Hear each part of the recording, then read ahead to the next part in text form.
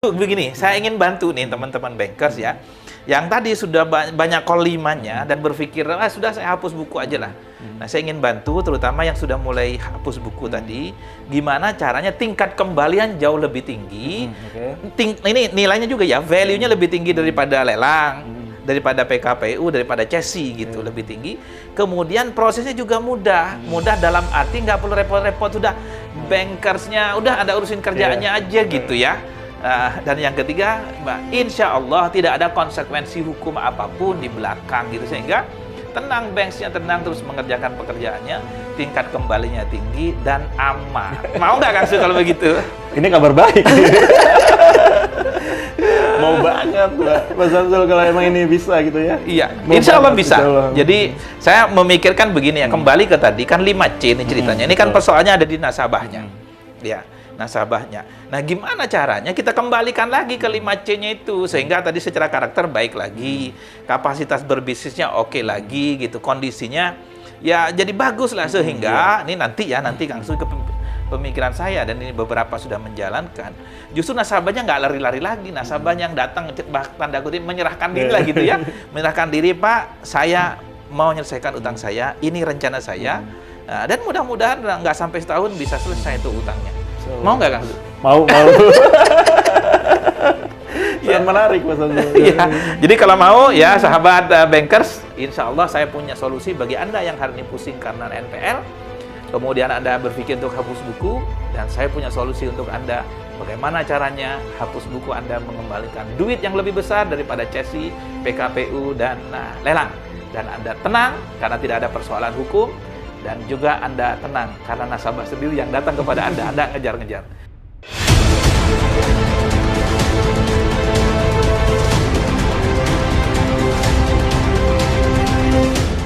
Assalamualaikum warahmatullahi wabarakatuh. Alhamdulillah, assalatu wassalamu ala rasulillah wa ala alihi wa sahabi wa man wala.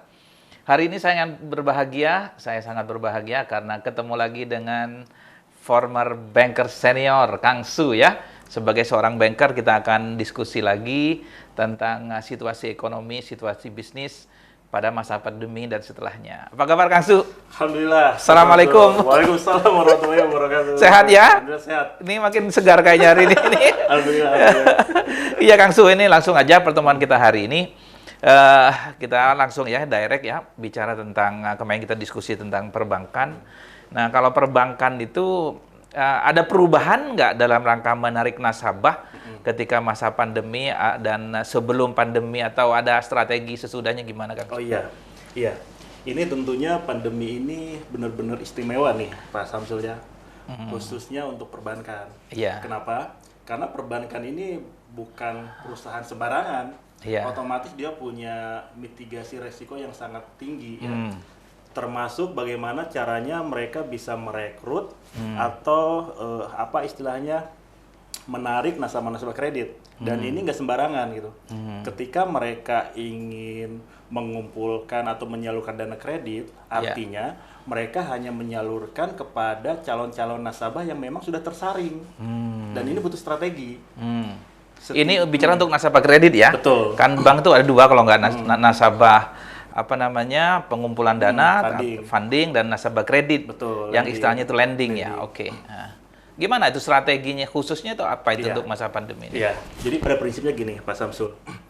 Khusus untuk lending, nasabah penyaluran kredit, secara prinsip perbankan ini mereka terikat dengan prinsip 5C. Ya, secara prinsip 5C ini yang pertama ada karakter. Dan ini tidak sembarangan, karena kita nggak pernah tahu kan karakter si calon nasabah ini baik atau enggaknya. Karakter itu ke arah personality seseorangnya ya? Betul. Jadi karakter personalitinya ini, orang ini tipe berkomitmen enggak gitu terhadap membayar utang dan sebagainya, disiplin enggak dan sebagainya. Ini berpengaruh Pak Samsul. Karena biasanya berbeda, ada orang yang berniat kredit ya, utang ke bank, kemudian niatnya untuk hal-hal yang tidak benar kan bisa jadi. Ini yang pertama karakter. Kemudian yang kedua itu adalah capacity. Capacity ini berhubungan dengan kemampuan dia untuk mengembalikan uang ini. Bagaimana bisnisnya gitu, kapasitasnya gitu. Betul enggak gitu kan, cukup enggak gitu. Kalau kita, kalau misalkan si bank ini kasih nominal kredit kepada mereka. Iya. Terus yang ketiga, ini yang nggak kalah penting adalah kolateral. Kolateral ini adalah agunan, sifatnya untuk mengamankan ketika si nasabah ini diberikan disalurkan kredit, si nasabah ini punya kolateral atau agunan yang mumpuni enggak gitu. Yang cukup enggak untuk mengamankan kredit itu. Nah, kemudian yang keempat adalah capability. Capability ini lebih ke kapabilitas dirinya gitu. Mampu enggak gitu kan. Sejauh mana kekuatannya gitu Mas Samsul. Dan yang enggak kalah penting yang terakhir adalah kondisi atau condition. Condition ini dipengaruhi oleh kondisi ekonomi atau kondisi secara global. Karena kan banyak juga ketika kita udah salurkan kredit, si nasabah ini kan usahanya, bisnisnya kan dipengaruhi oleh faktor luar, kebijakan pemerintah dan sebagainya. Ini berpengaruh. Jadi 5 prinsip C ini pada prinsip ini sangat diperhatikan oleh bank. Oh, baik, jadi strategi masa dan pandemi dan sesudahnya sekarang lebih hati-hati gitu ya terhadap 5C. 5C kan memang sudah terbiasa dalam perbankan, tapi sekarang lebih hati-hati ya. Yang pertama tadi karakter ya, pribadi ke seorang gitu. Kemudian yang kedua kapasitasnya seberapa besar sebetulnya dia mampu menyerap gitu kan. Kemudian yang ketiga kolateral. Ada nggak kolateralnya gitu ya? Kolateralnya ini kalau bicara kolateral bentuknya fisik atau yang lain? Biasanya fisik ya, aset dan sebagainya. Ya. Kalau personal garansi udah nggak berlaku lagi masa pandemi atau gimana? Itu nggak cukup Pak Samsul. Sebagai kolateral? Iya, sebagai kolateral ya. Yang paling aman itu adalah aset. Jadi lebih ke situ sekarang penekannya. Kemudian yang keempat kapasitas ya, kapasitas seseorang, capability ya, kemampuan seseorang untuk mengembalikan itu. Kemudian yang kelima condition. Justru faktor kelima ini yang menjadi kunci dari 4 faktor itu. Nah, bagaimana Kang kalau dari track record masuk di mana itu kan seorang pengusaha atau begini ya? Saya nggak tahu pemikiran bankers ya, tapi kalau yang saya tahu bank itu hanya akan memberikan kredit tadi kepada orang yang memang sudah sudah punya. Jadi ini sahabat ya, saya nggak tahu ini teman-teman banker ini. Bank itu hanya akan memberikan kredit pada orang yang sudah punya track record gitu, track recordnya bagus, Pak. Artinya udah biasa berutang. udah biasa berutang atau sebetulnya tidak berutang tapi track record tadi ya. Entah masuk mana itu, bisnisnya bagus, cash flow-nya bagus gitu ya. Ya hanya itu kan yang dikasih kan nggak mungkin orang pemula kan juga nggak kan? Justru ketika ada pengusaha pemula nih Pak Samsul ya, ketika mereka mengajukan kredit ke bank, justru itu yang sangat harus hati-hati gitu, karena kita nggak punya track record apa-apa sebagai gambaran ya. Biasanya yang memudahkan itu justru adalah calon-calon nasabah yang sudah sebelumnya punya track record, punya kredit lancar gitu ya, dibuktikan dengan BI checking dan sebagainya. Justru itu yang cenderung dari pihak banknya merasa lebih safety gitu untuk memberikan itu. Ini sebetulnya kan 5C ini Kang Su ya, ini kan sesuatu yang memang proven dan sudah terbukti dan dipakai dan inilah memang screening untuk memberikan kredit itu. Ada nggak pada suatu ketika ternyata ketika 5C di awal bagus gitu, semuanya bagus, ternyata bisa jadi memang faktor kondisi seperti pandemi atau faktor yang lain, mungkin karakternya jadi berubah. Awalnya dia pegang duit misalnya cash 10 miliar, tiba-tiba dapat kredit 30 miliar gitu kan. Dapat duit jadi merasa banyak duit nih. Ada nggak yang kira-kira berubah itu sehingga yang awalnya 5C-nya bagus malah jadi nggak bagus? Ada nggak yang begitu kan? Iya, kemungkinan seperti itu bisa saja terjadi Pak Samsul di lapangan ya faktanya. Biasanya banker ini kan mereka punya sumber data ya. Mereka dapatkan tuh calon-calon nasabah biasanya dari database internal atau bisa lewat referral ya, canvassing dan sebagainya, atau bisa juga dari data take over dari bank lain. Nah, ketika 5C sudah dianalisis semuanya, akhirnya kan kredit itu kita salurkan tuh dari bank.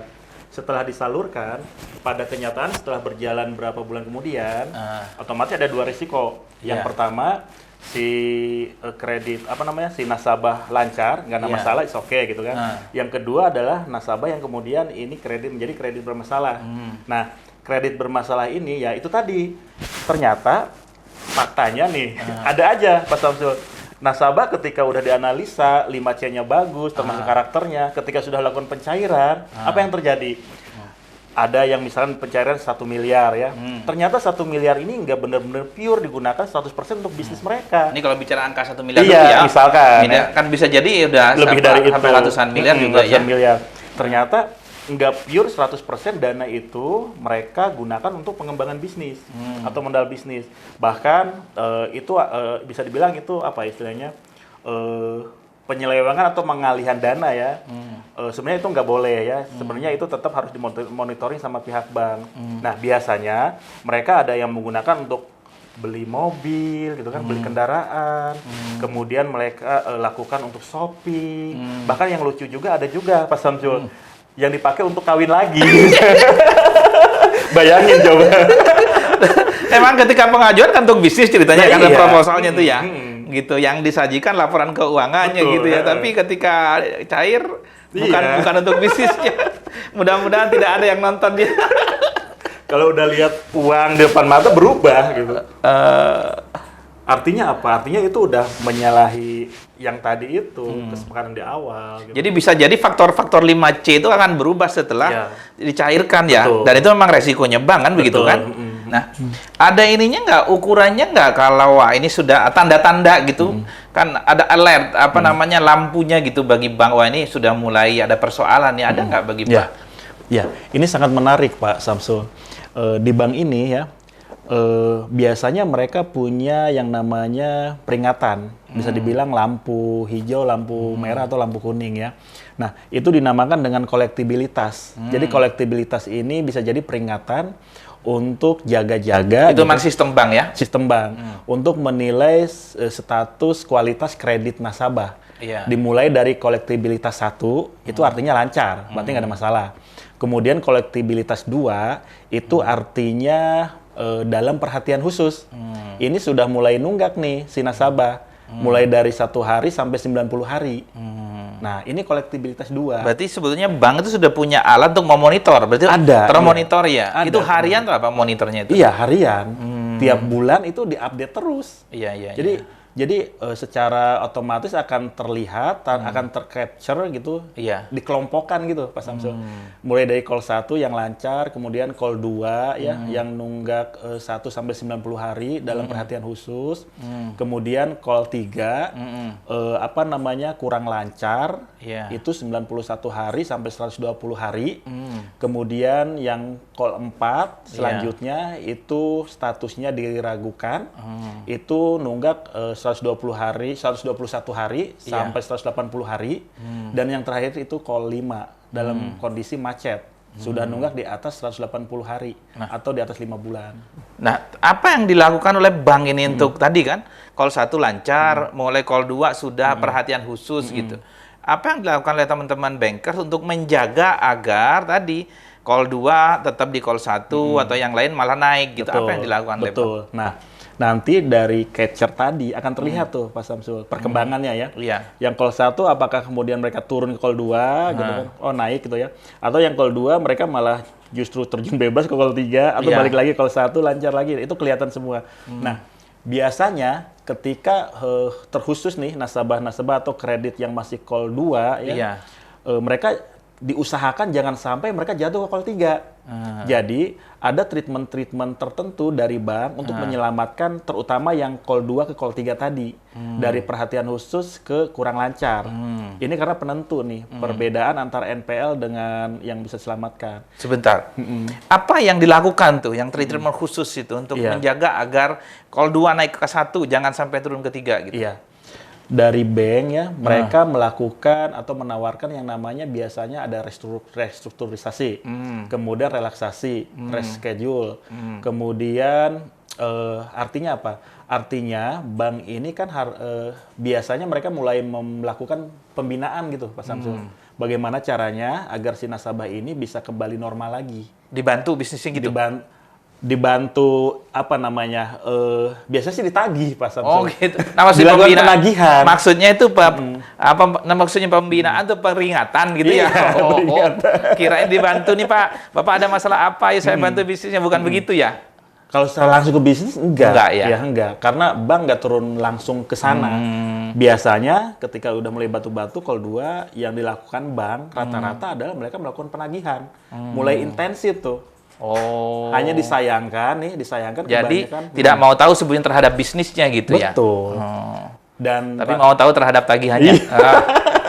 Tagihan itu harus masuk Pak Samsul, gitu kan. Iya. Jadi penagihan, peringatan, telepon, datangi ke rumah, gitu kan. Iya. Nah itulah yang dirasakan oleh nasabah ketika mereka sedang jatuh ke call 2, rata-rata mereka kebanyakan bukannya kembali normal ke call 1, tapi malah mereka terjun bebas ke call 3 gitu. Atau justru karena begini ya, awalnya ketika menawarkan kredit atau ketika lancar, bankernya baik gitu ya, datang senyum, begitu udah mulai teriuk tiap hari diteleponin gitu. Manis-manis gitu di awal. Di awal ya, begitu teleponin kan mulai agak intonasinya tinggi gitu ya. Kalau gitu jadi nggak nyaman biasanya sehingga turun ke call 3 gitu ya. Lah iya. Bank kan nggak mau menyimpan masalah. Istilah ini kan resiko. Jadi harus tertagih. Ketika si nasabah udah mulai batuk, artinya apa? Kita harus mulai intensif menagih supaya mereka lancar kembali. Mereka biar ada aware gitu terhadap utang mereka. Tapi bisa jadi saya nggak tahu ya faktanya ya. Berapa banyak ketika di call 2 nih ya sahabat ya, berapa banyak Kang Su yang ketika di call 2 naik lagi ke call 1 atau malah melorot ke call 3, kira-kira lebih banyak mana ya?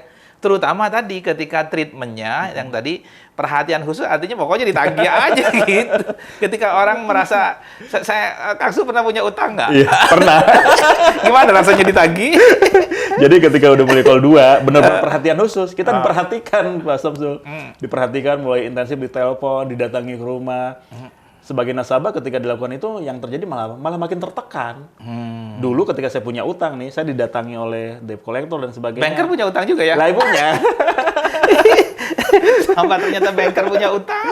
Banker utangnya banyak, Pak Samsul. Kasihan juga. Bukannya kemudian bangkit gitu, malah makin tertekan dengan kondisi yang istilahnya diteleponin, didatangi, diperingati gitu kan, sehingga akhirnya makin tertekan, makin stres, makin larut dalam masalah gitu. Sementara itu nasabahnya, bankernya makin larut juga dalam masalah. Loh, banker kan harus kita kan dikejar performance target juga. Jadi artinya tagihan itu harus masuk. Kalau enggak performance kita jelek. Performance bank jelek gitu. Jadi ternyata kalau ada kredit bermasalah, banker juga pusing. Saya pikir nasabahnya aja dikejar-kejar jadi pusing gitu. Ternyata banker juga pusing ya? Pusing. Betul. Kasihan juga. Dan kasihan kalau memang begitu ya caranya ya. Tadi nagih gitu. Karena banker kesannya kan perlente. Kalau jadi tukang tagih kayaknya nggak enak banget itu. Jadi beralih profesi ketika sudah call 2 jadi tukang tagih. bukan hanya debt collector kan? Iya, debt collector. Bahkan bisa jadi satu kantor itu disuruh untuk nagih, bisa jadi ya kalau memang keadaannya udah parah. Nah, jadi panik suasana kantor tuh. Panik, iya. Karena ya ini kan ngomongin masalah kualitas, performance. Kan nggak mau performance banker ini jelek gara-gara ada banyak kredit bermasalah gitu. Performance itu yang disebut itu ya NPL itu berarti. Betul. Non-performing loan ya. Betul. Nah, ini yang menarik nih Pak Samsul. Ketika si kredit bermasalah ini mulai jatuh ke call 2, artinya tadi kan Pak Samsul tanyakan lebih banyak mana, apakah yang selamat kembali normal atau malah justru jatuh gitu. Nah, justru keadaannya faktanya rata-rata mereka jatuh, terjun bebas. Karena tertekan tadi. Dan bisnis nggak ada perkembangan. Berarti sebetulnya begini ya, ini kan nasabah call 2 ya, ini kan nasabah call 2, dikejar sama banknya, tertekan dia. Betul. Si banknya makin stres, makin tekan gitu kan ya. Sama-sama stres. Jadi orang stres mengejar orang stres. Ya melorot lah. Nah, iya. Nasabah udah pusing, bisnis nggak berkembang, kondisi globalnya juga nggak mendukung, ditambah tekanan dari bank. Yang akhirnya dari call 2 tadi malah terjun bebas ke call 3. Nah ini mulai nih masalah nih. Call 3, terus call 4, call 5, kalau si nasabah kredit bermasalah ini numpuk, di call 3, call 4, call 5, artinya NPL naik, Pak Samsul. Non-performing loan tadi. Itu yang disebut udah kredit bermasalah tuh di situ ya, dari 3, 4, 5. Betul. Apa sih sebetulnya yang dilakukan oleh teman-teman, kenapa orang makin tertekan gitu? Apa sih yang banker lakukan untuk nagih nasabahnya itu? Nah, banker ini kan ketika nagih nih ya, Otomatis ada prosedural harusnya ya, tetap. Tapi nggak pakai pistol kan? Nggak ya. Pakai apa itu? Yang dia pikir berhasil itu, gitu. Apa? Atau mungkin ada yang berhasil ya. Tapi ternyata kan banyak yang melorot. Iya. Jadi bank ini secara memperingatkan atau memberitahu ya bahwasanya jatuh tempo dan sebagainya itu wajib diberikan atau dilakukan oleh bank melalui misalnya telepon atau yang kedua mengenai surat peringatan atau SP mulai dari SP1, SP2, SP3 ini prosedur dan harus dijalankan. Nah, ketika misalkan nih si nasabah udah dikasih SP1, SP2, SP3 tetap nggak ada perubahan ya, ujung-ujungnya ya nggak ada pilihan lain gitu kan.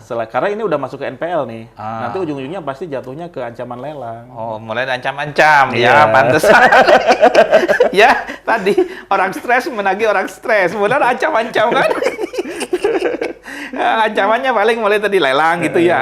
Terus BI checking. BI checking atau jelek. IDEP ya, informasi debitur di SLIK, OJK itu gitu ya. Kasihan banget. Aduh, ternyata ya dunia perbankan kalau sudah menghadapi kredit macet itu orang stres mengejar orang stres. Jadi terakumulasi stresnya. Kebayang gitu ya, apalagi tanggal tertentu kali ya menjelang tutup buku gitu ya. Menjelang tutup buku akhir bulan, apalagi akhir tahun misalnya, luar biasa. Iya, saya pernah dengar nih ada teman gitu ya, saya itu nggak pernah liburan jadinya gitu kan, kalau akhir tahun bahkan lebaran aja masuk. Lembur bahkan. Kasihan ya. Terus gimana nih Kang Sup? Tadi ya, begitu sudah masuk ke NPL, tetap ini apa yang dilakukan oleh banker untuk menyelamatkan diri ya? Baik. Karena kalau tidak salah, bank itu kan sangat prudent ya dalam bisnis, sehingga banyak sekali kriteria-kriteria ukuran-ukuran, dan di antaranya NPL gitu. Dan bagi bank sendiri NPL tuh gimana sih memandang NPL bagi teman-teman bankers? Baik, NPL ini kan sebagai kriteria untuk menilai kualitas performan bank ya, termasuk performan kualitas kredit tadi. Nah, NPL ini sendiri kan ada rasionya, Pak Samsul. Iya. Rasio NPL itu rumusnya itu total NPL, biasanya itu call 3, call 4, call 5. Di total, dari sebuah bank ya, dari suatu bank? Dari suatu bank, dibandingkan dengan total jumlah aset kreditnya kali 100%. Nanti ketemu itu namanya rasio NPL. Jadi sahabat, NPL itu dihitung dari jumlah tadi ya, kolektibilitas 3, 4, 5 di jumlahnya itu dibagi dengan total semua penyaluran kreditnya ya, atau aset kredit itu ya. Nah, itu sama dengan angka NPL-nya. Persentasenya gitu. Oke ya. Nanti dari situ akan ketemu tuh rasio NPL-nya. Apakah di bawah 5% atau di atas 5%. Artinya semakin tinggi, semakin 3%, 4% mendekati 5% tuh kualitasnya makin jelek gitu kan. Normalnya itu di bawah 3% lah itu aman. Sebagai sebuah resiko bisnis ya ada gitu. Tapi kalau di atas itu sudah sebut nggak normal ya. Aib lah bagi bank gitu. Aib. Artinya gini, bagaimana caranya untuk menyelamatkan si kualitas kredit tadi. Artinya pilihan pertama adalah bagaimana menurunkan yang si NPL tadi. Kolektibilitas 3, 4, dan 5. Ini jumlahnya harus diturunkan nih, supaya rasionya berkurang. Atau pilihan kedua yaitu menyalurkan kredit sebanyak-banyaknya gitu kan. Oh, karena rumusnya tadi NPL adalah total angka 2, 3, 4, 5 dibagi total aset, maka itulah persentasenya. Ya. Nah, gimana caranya menurunkan persentase? Karena persen ini yang menjadi ukuran. Tadi kesehatan bank ya, sehat atau enggaknya, maka nomor satu pilihannya menurunkan angka ini ya, kredit bermasalah ini. Atau pilihan keduanya adalah menyalurkan kredit lebih banyak. Saya kok agak ini ya, saya nggak tahu Kang Su ya. Bagi saya kayaknya kayak kata siapa dulu ya, pelawak senior tuh hil yang mustahil. Mustahalnya gini, saya minta pendapat juga. Kalau kita ingin menurunkan angka NPL tadi, menurunkan angka kredit bermasalah yang 3, 4, 5. Padahal 3, 4, 5 ini akibat dari melorotnya tadi. Nah, ini kan sudah melorot, gimana caranya gitu? Ditekan lagi gitu ya, dikejar lagi. Lah iya. Dikejar depan rumah, lewat rumah, belakang rumahnya teleponin, ya makin tertekan. Sekarang kan kondisinya nih, kondisi NPL-nya kan lagi tinggi nih. Kalau misalnya kita ngambil pilihan kedua dengan cara menyalurkan sebanyak mungkin kredit ini justru malah menambah masalah, potensi menambah masalah. Kenapa? Karena NPL yang ada aja sudah tinggi. Kalau misalkan dipaksakan nih menambah angka kredit penyalurannya makin tinggi, justru ini akan menambah risiko lebih banyak. Nah, biasanya yang pilihan kedua tadi ini cukup berisiko. Jadi dua-duanya memang kayaknya Bapak ya tadi ya berat lah gitu ya. Pantesan ya, banyak teman-teman bankers itu yang masih muda udah ubanan. Iya. Lihat wajahnya lebih tua daripada usianya. Tapi Kang Suli bicara Alhamdulillah. karena sudah former kali gitu ya. Makanya biasanya Pak Samsul ya, pilihan yang paling minim resiko itu ya pilihan yang pertama dengan cara bagaimana biar menurunkan jumlah kolektibilitas 3, 4, dan 5 tadi gitu. Ada nggak Kang Su ya, apa namanya ya, konsekuensi bagi bank ketika dia sudah angka NPL-nya itu sudah memasuki nasabah sudah masuk ini masuk NPL nih gitu. Ada nggak bagi bank konsekuensi tertentu gitu dari regulasi? Iya. Ini justru sangat berpotensi untuk menjadikan masalah besar, Pak Samsul. Kenapa? Karena NPL ini kan seperti yang tadi saya sampaikan, ini sebagai gambaran kualitas performanya si bank tersebut. Kalau misalkan si NPL ini tinggi, otomatis profitnya gitu ya nggak maksimal, performanya otomatis jelek gitu kan si bank tersebut, sehingga ini akan mempengaruhi keuangan bank tersebut, termasuk modal gitu. Dari mana hubungan profit gitu NPL? Dari mana hubungannya? Lah iya, sekarang bayangkan pada prinsipnya kan bank ini dia satu institusi yang memutarkan dana kan? Intermediasi. Iya, yang pertama bank ini kan dapat dana dari pihak ketiga melalui funding, mengumpulkan dana, deposito dan sebagainya. Nah, bank kan memberikan interest tuh, sekian persen gitu ya. Nah, dari dana yang diperoleh ini kemudian disalurkan dalam bentuk kredit ke pihak ketiga. Ngasih interest. Nah, ini keuntungan kan dari interest ini. Interest, ada spread ya, ada betul. Interest yang diberikan kepada nasabah. Betul. Funder tadi, betul. Lebih rendah daripada yang lender, yang lending ya, nama funding, lending. Okay. Kalau misalkan si kredit ini bermasalah, NPL-nya tinggi, lalu bank dapat keuntungan dari mana kan gitu? Lalu bagaimana? Karena nggak bisa narik interest kan? Lah iya, betul. Sementara ngasih interest wajib. Lah iya, betul. Artinya ada ketidakseimbangan kan dalam proses neraca keuangan dan sebagainya. Belum lagi kan bank harus mengeluarkan biaya operasional dan bank juga dituntut harus terus mengembangkan, memperluas jaringan. Kalau NPL tinggi mau nggak mau munci kan, berarti NPL nih ya, betul. Bisa stuck gitu. Betul, otomatis pengembangan jaringan dan sebagainya jadi terhambat gara-gara ini gitu. Makanya biasanya nih sebelum NPL ini diperbaiki, ini dibatasi dulu Pak Samsul. Bisa jadi nih kalau ini sudah sekian parah ya, bisa jadi malah ada pengurangan karyawan dan sebagainya. Untuk jaga-jaga ya, kalau misalnya suatu ketika 3 melorot ke 5 udah macet semua, apa ininya dari regulasi terhadap bank itu untuk jaga-jaga itu? Iya, regulasi itu jadi bank ini diwajibkan mereka ini melakukan pencadangan dana. Naruh duit ya. Namanya itu PPAP atau CKPN. PPAP ini penyisihan penghapusan aktiva produktif, atau CKPN itu cadangan kerugian penurunan nilai. Ya. Jadi itu duit yang harus disediakan. Betul. Itu nggak boleh disalurkan. Nggak boleh. Jadi itu udah ada di regulasi di aturan POJK nomor 40 tahun 2019, Pak Samsul. Jadi memang itu sengaja. Jadi dana itu disimpan untuk pencadangan untuk si nasabah bermasalah ini. Jadi makin berat ya. Tadi sudah nggak dapat, tadi bank tidak dapat interest. Betul. Ya. Kemudian ada dana yang harus disediakan, nggak bisa muter juga. Betul. Makin berat berarti lama. Oke. Artinya kalau NPL-nya makin tinggi, si bank harus nyediain uang makin banyak. Dan itu nggak bisa diapa-apain. Disimpan, dicadangkan untuk resiko itu. Kalau begitu apa ini ya? Apa solusi frustasinya gitu kan?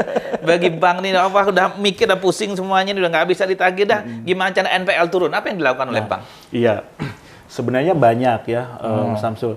Nah, ketika si NPL tadi nih, NPL ini misalkan dia, tadi kan saya bilang ini ada rasionya. Kalau udah di atas 5%, itu yang paling parah karena itu dalam pengawasan khusus gitu kan. Nah, biasanya udah bergerak tuh bank, bagaimana dan sebagainya. Supaya si NPL ini cepat turun. Nah, yang pertama adalah penagihan udah tentu ya untuk turun NPL. Kemudian yang kedua, biasanya untuk mengurai NPL itu salah satu cara adalah dengan cara write off atau hapus buku. Hapus buku ini diatur tuh ada regulasinya di POJK nomor 40 tahun 2019 itu pasal 67, 68, 69. Jadi boleh ya dihapus buku hapus aja buku. sehingga apa tadi ya jadi benar-benar kurang kalau sudah dihapus gitu kan. Memang hapus buku ini efektif mengurangi angka NPL. Tapi kewajiban tagih tetap dilakukan. Jadi sahabat ya, hati-hati. Hapus buku bukan hapus tagih. Anda kalau punya utang ke bank, walaupun di write off atau hapus buku tetap ditagih. Berarti hanya pindah ini aja ya Kang ya. Dari laporan keuangan yang masuk ke balance sheet ke neraca bank menjadi hanya sifatnya administrasi bahwa bank masih punya piutang atau punya kredit yang bisa ditagih gitu ya. Nah, pertanyaan saya begini. Ini kan tadi sudah bank memilih apa yang alternatif paling mudah lah barangkali ya. Wah, hapus buku aja dah gitu setelah melewati fase tertentu. Ya, tadi sudah masuk kategori macet berarti ya. Sudah call 5 itu. Call 5 berapa hari itu? Call 5 itu di atas 180 hari. Di atas setengah tahunan lah ya, gitu, sampai setahun lah ya. Hapus buku. Nah, apa yang dilakukan bank terhadap yang hapus buku tadi untuk tadi ya NPL sudah jelas turun, tapi kan tetap aja bank sudah tadi ada kerugian, sudah ada cadangan sudah dimasukkan gitu. Apa yang dilakukan untuk mendapatkan duitnya kembali? Terhadap hapus buku udah dilakukan secara administratif, NPL turun. Lalu ini kan outstanding ini kan masih menggantung, mau nggak mau kan harus segera diselesaikan. Nah, bagaimana cara untuk nutupi si outstanding yang belum terbayar sama nasabah tadi? Yaitu kita kan punya agunan, Pak Samsul. Ya, mulai itu mengarah kepada proses pelelangan dan sebagainya. Bagaimana caranya bisa lebih cepat mengeksekusi si agunan tersebut? Lelang ya, lelang kayaknya kondisi sekarang tidak mudah juga melelang gitu ya. Iya. Lelang aset. Apalagi selain lelang biasanya itu? Lelang itu sendiri memang butuh waktu, butuh biaya ya. Dan itu lumayan menguras tenaga dan biaya juga. Nah, selain lelang ya, si bank itu biasanya mereka juga punya solusi, misalkan contohnya PKPU ya. PKPU. Dipilotkan gitu? Dipilotkan ya. Cuma ini juga nggak sesimpel itu juga, Pak Samsul ya. Itu butuh proses juga, makan waktu juga ya. Dan harus kalau nggak salah kalau PKPU atau kepilotan itu harus nggak sendirian banknya kan? Sendirian, betul. Ya jadi bersama dengan kreditur-kreditur lain gitu. Dan itu juga waktunya ya bisa bertahun-tahun. Betul. Dan kalaupun dapat kalau nggak salah ya bagi-bagi gitu. Terserah. Nggak seberapa. Nah, selain PKPU ada juga yang namanya CESI. CESI itu apa tuh? Pemindahan ini ya, tagihan ya, kepada pihak ketiga. Dikasih atau jual beli prosesnya? Jual beli. Oke. Tapi CESI ini juga sebenarnya nggak menarik juga, Pak Samsul, karena memang kecil ya. Hanya sekitar 10%. 10%? Iya. Daripada pusing kali gitu ya. Oke, Kang Su. Jadi 3 ya solusinya. Jadi ini sebagai ini aja ya. Ini kan sudah kayaknya masuk waktu sholat ya. Jadi gini. Tadi ketika sudah mulai call 5 yang itu membuat pusing bank, solusinya ada 3 yang biasa dilakukan oleh bank ya. Pertama adalah dieksekusi agunan melalui lelang ya. Kemudian lelang juga tidak menarik ternyata karena bagi bank tidak menarik itu takes time, perlu waktu dan nggak tahu nih ada konsekuensi hukum nggak di belakangnya gitu. Memungkinkan begitu nggak? Memungkinkan. Resiko juga sebetulnya gitu ya. Nasabah sekarang juga pinter-pinter. Oke. Yang kedua adalah tadi di PKPQan. Ini juga panjang repot lah harus ngajak rame-rame gitu kan. Kalaupun berhasil ya nanti terserah kurator ya. Kan pengadilan kalau bank menang gitu ya, pengadilan kan kasih ke kurator ya terserah kurator. Kurator kan pengen cepat juga selesai. Jadi berapa dapatnya bagi-bagi gitu. Kalau dapat, kalau enggak. Saya pernah dengar nih ya, Kang Su, ada bank tapi ini bank luar ya, bank luar tuh ngasih dia berkonsorsium lah gitu ngasih fasilitas kepada seorang pengusaha di sini, kemudian karena sesuatu ya sudahlah memilih jalan PKPU gitu. Akhirnya kredit ratusan miliar cuma dapat 5 juta katanya. Ya nggak menarik gitu. Yang terakhir CESI ya. Nah, CESI juga yang beli yang namanya utang ya. Kan utang sudah ada resiko kalau 5 nggak tertagih dan sebagainya. Ya pasti dia juga nggak mau beli mahal lah gitu ya. Pasti serendah-rendahnya karena dia yang ingin ngambil mengambil resiko tidak tertagihnya itu sehingga serendah mungkin. Kalau begini Kang Su, pilihannya nggak ada yang bagus sebetulnya. Betul. Kalau pilihan nggak bagus, kalau saya kasih nih ya, dari tadi saya mikir sebetulnya, kalau saya kasih pilihan yang paling bagus gimana? Alternatif yang lain, yang keempat lah gitu, ya. Bukan lelang, ya. Terus bukan PKPU, dan bukan CESI. Karena ini tadi ya, dapatnya kecil, resikonya panjang, terutama ketika resiko apa namanya, hukum. Jadi masa yang seharusnya banker kerja di bank bolak-balik ke pengadilan kan gitu kan? Nongkrongin seharian ya. Jadi sahabat, kalau di pengadilan itu ada dijadwalkan jam 10, bisa jadi sidangnya jam 3 sore. Suruh datang jam 9 baru jam 3. Itu pun 5 menit, tapi itu balik lagi kan. Kerjaan di kantor numpuk. Apalagi nggak tahu, banyak nggak tim yang menanganin begini di kantor itu? Biasanya tim remedial, detektor dan sebagainya, ya. Dan pasti ini akan melibatkan si kepala cabang dan sebagainya juga. Malah merepotkan semuanya, merepotkan, termasuk AO yang di awal itu. Termasuk itu. Jadi nggak bisa kerja ya. Nah, Kang Su, begini, saya ingin bantu nih teman-teman bankers ya, yang tadi sudah banyak kolimannya dan berpikir, sudah saya hapus buku aja lah. Nah, saya ingin bantu terutama yang sudah mulai hapus buku tadi, gimana caranya tingkat kembalian jauh lebih tinggi. Ini nilainya juga ya, value-nya lebih tinggi daripada lelang, daripada PKPU, daripada CESI gitu, lebih tinggi. Kemudian prosesnya juga mudah, mudah dalam arti nggak perlu repot-repot, sudah bankersnya, udah Anda urusin kerjaannya aja gitu ya. Dan yang ketiga, insya Allah tidak ada konsekuensi hukum apapun di belakang gitu, sehingga tenang, banksnya tenang, terus mengerjakan pekerjaannya, tingkat kembalinya tinggi dan aman. Mau nggak Kang Su kalau begitu? Ini kabar baik. Mau banget Mas Samsul kalau emang ini bisa gitu ya. Iya, insya Allah bisa. Jadi saya memikirkan begini ya, kembali ke tadi kan 5C ini ceritanya. Ini kan persoalannya ada di nasabahnya. Ya, nasabahnya. Nah, gimana caranya kita kembalikan lagi ke 5C-nya itu sehingga tadi secara karakter baik lagi, kapasitas berbisnisnya oke lagi gitu, kondisinya ya jadi bagus lah sehingga ini nanti Kang Su, ke pemikiran saya dan ini beberapa sudah menjalankan. Justru nasabahnya nggak lari-lari lagi, nasabah yang datang tanda kutip menyerahkan diri lah gitu ya. Menyerahkan diri, Pak, saya mau menyelesaikan utang saya, ini rencana saya. Nah, dan mudah-mudahan nggak sampai setahun bisa selesai itu utangnya. Mau nggak, Kang? Mau. Ya, menarik Mas Samsul. Ya. Jadi kalau mau ya sahabat bankers, insya Allah saya punya solusi bagi Anda yang hari ini pusing karena NPL. Kemudian Anda berpikir untuk hapus buku, dan saya punya solusi untuk Anda. Bagaimana caranya hapus buku Anda mengembalikan duit yang lebih besar daripada CESI, PKPU, dan lelang. Dan Anda tenang karena tidak ada persoalan hukum. Dan juga Anda tenang karena nasabah sendiri yang datang kepada Anda. Anda ngejar-ngejar. Jika Anda mau, segera hubungi nomor yang muncul di sini. Insya Allah kita bisa diskusi lebih detail bagaimana caranya kami bisa membantu Anda. Gitu Kang Su? Yeah. Nih, terima kasih Kang Su ya. Ini hari ini kuliah perbankan yang luar biasa. Saya juga jadi banyak belajar hari ini. Mudah-mudahan apa yang Kang Su sampaikan memberikan tambahan kebaikan buat Kang Su semua. Amin. Baik, demikian sahabat banker semua. Mudah-mudahan persoalan kita Allah mudahkan. Saya akhiri, wallahul muwafiq ila aqwamit thoriq. Assalamualaikum warahmatullahi wabarakatuh.